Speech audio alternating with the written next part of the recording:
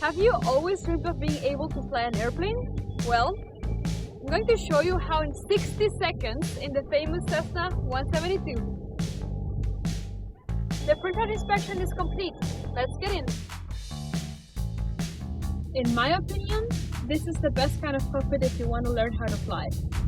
From the smaller to the bigger ones, all of them have a checklist, so you don't forget a single thing that can cause you trouble. Seat belts fastened? This is the cockpit, and this is what we're going to need. Parking brake set. Fuel selector, both.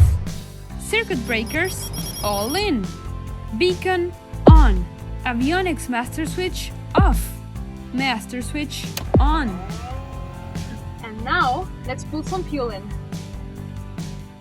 Mixture rich.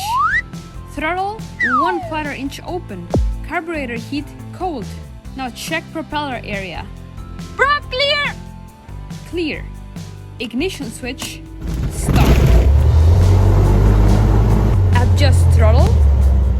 Check all pressure in green, all temperature low. Vacuum pressure is okay. Lean the mixture for ground operations. And we're ready to go! Now, you know how to escape in case of a zombie apocalypse.